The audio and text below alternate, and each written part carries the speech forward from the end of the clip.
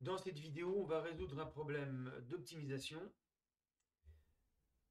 Alors voici le problème. On a un carton de côté 10 cm sur 10 cm. Donc c'est un carré de côté 10 cm.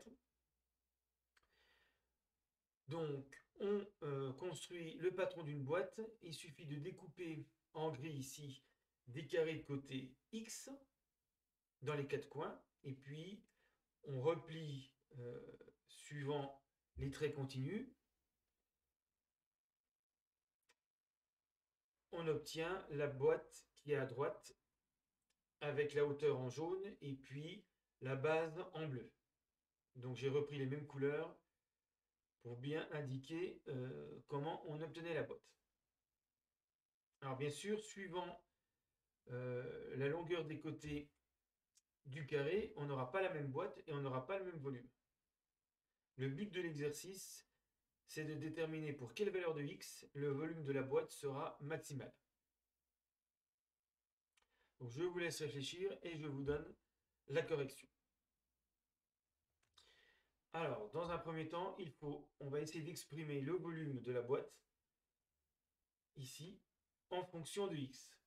Donc on aura une fonction et on essaiera de trouver le maximum de la fonction. Alors déjà, sur quel intervalle peut varier x? Donc x forcément est positif. Et puis ici, on découpe 2x. On a x plus x. Et donc 2x ne peut pas dépasser 10. Donc 2x déjà est plus petit que 10, et plus grand que 0, ce qui veut dire que x est entre 5 et 0. Donc la fonction qu'on va étudier, on va l'étudier sur l'intervalle 0,5. Pour calculer le volume d'une boîte, j'ai besoin de cette dimension, et de la hauteur. Alors, la hauteur, en fait, c'est la hauteur ici, et donc c'est x. Donc la hauteur de la boîte, c'est x. Ici, je vais avoir la largeur et la longueur de la base, que je retrouve ici et ici. Alors, comme le carré ici, le grand carré a pour largeur côté 10, et que je retire x et x, cette longueur ici, c'est 10 moins 2x. Même chose ici. Cette longueur, c'est aussi 10 moins 2x. Et donc là, j'ai 10 moins 2x et 10 moins 2x. Et donc, comment on calcule un volume d'une boîte, d'un pavé droit? Eh bien, on multiplie entre elles les trois dimensions. Donc 10 moins 2x fois 10 moins 2x, c'est l'aire du carré en bleu ici, c'est un carré. On multiplie par la hauteur x et on a le volume de la boîte. Conclusion, le volume de la boîte, c'est, donc on va l'appeler v de x, comme pour une fonction.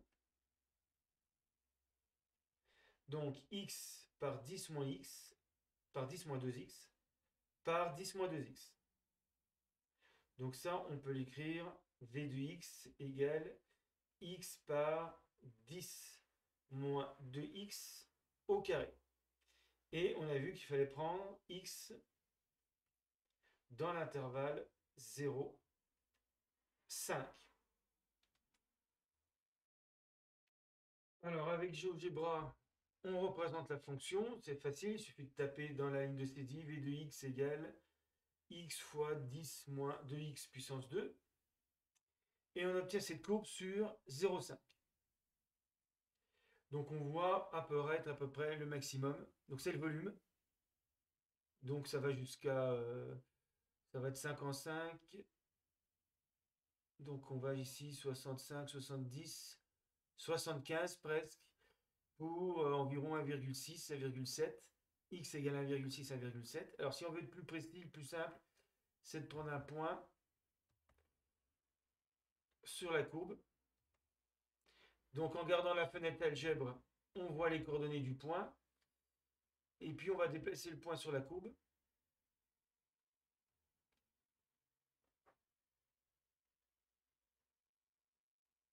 On s'arrête vers le maximum de la fonction. Alors, sur la fenêtre algèbre, je lis, donc là, on peut même le faire circuler si on veut.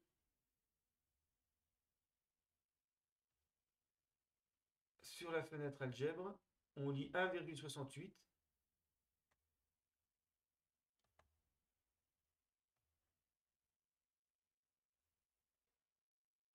À peu près. Donc 1,65, 1,66, allez, 1,66. Et alors, le maximum, c'est apparemment 74,07. Si on rabat ici sur l'axe vertical. Puisque là, on a le volume en fonction de x. Donc le volume maximal, graphiquement, on lit à peu près 74 cm3 si on découpe un carré de côté 1,66 cm. Alors, on va vérifier le calcul quand même. Donc, je prends x égale 1,66. Donc, ici, la hauteur, c'est 1,66. Si maintenant on fait 10 moins 2 fois 1,66, on trouve 6,68. Donc, la largeur de la base ici, c'est 6,68. C'est celle qu'on a ici. 6,68. Alors, bien sûr, c'est un carré. On retrouve ici 6,68 cm. Et si on fait le produit des trois dimensions pour avoir le volume, 6,68 fois 6,68 fois 1,66, on trouve bien environ 74 cm3. Voilà, donc là, on ne peut le faire que graphiquement. Il faut des outils de première pour arriver à trouver la valeur de x exacte qui va vous donner le volume maximal. Mais avec une fonction, l'étude d'une fonction et de sa courbe représentative, on arrive très bien à situer à peu près le volume maximal et pour quelle valeur de x il est atteint. On peut également faire un programme en Python. Donc ici, on définit la fonction v, volume, x fois 10 moins 2x le tout au carré. Ensuite, cette fonction va permettre de renvoyer la valeur maximale calculée ainsi que la valeur où est atteint ce maximum. Donc, on prend en paramètre n'importe quelle fonction f définie entre a et b. Et puis, grand N, ça va donner le nombre de calculs qu'on veut faire entre a et b. Puisque, par exemple, entre 0 et 5, si on veut avoir une idée du maximum, on peut calculer f de 0, f de 0,1, f de 0,2, etc. F de 4,9, f de 5. Donc là, il faudra, comme on a pris un pas de 0,1, il faudra une cinquantaine de points. Donc le pas, en fait, c'est 5 moins 0, b moins a sur le nombre de points qu'on veut. Donc par exemple, si on veut 50 points, ça fera un pas de 0,1. Et donc on va calculer f de a pour a variant de 0 à 5 par pas de 0,1. Et parmi toutes les valeurs qu'on va calculer, f de a, on va retenir celle qui donne la valeur maximale. Donc au départ, le maximum, c'est f de a. Donc a, c'est la première abscisse. Ensuite, le pas, on le calcule en faisant b moins a sur n, comme ici.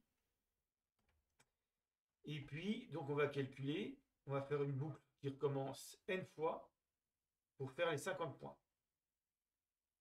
À chaque fois, on augmente le a, donc l'abscisse courante du pas, et on calcule l'image f de a. Si cette image est plus grande que le maximum en cours, eh bien ça devient le maximum. Maximum égale image. Et on retient également l'abscisse qui a permis de calculer le maximum. Une fois qu'on a fait les 50 valeurs, enfin les n valeurs, on aura gardé la valeur maximale atteinte. Et on renvoie cette valeur maximale avec l'abscisse, enfin la valeur A qui a permis de calculer cette valeur maximale.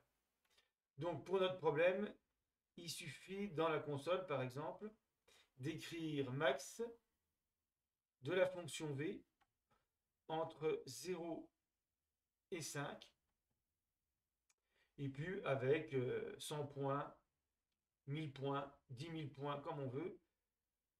Et ça va retourner 1,66 environ, et ça va retourner 74,07. Donc sur 10 000 calculs, donc plus on a de points, plus le pas est faible, plus les valeurs sont rapprochées, donc plus c'est précis. Et donc la valeur maximale, ça confirme que la valeur maximale est atteinte pour x égale environ 1,66, ce qui donne un volume maximal d'environ 74 cm3.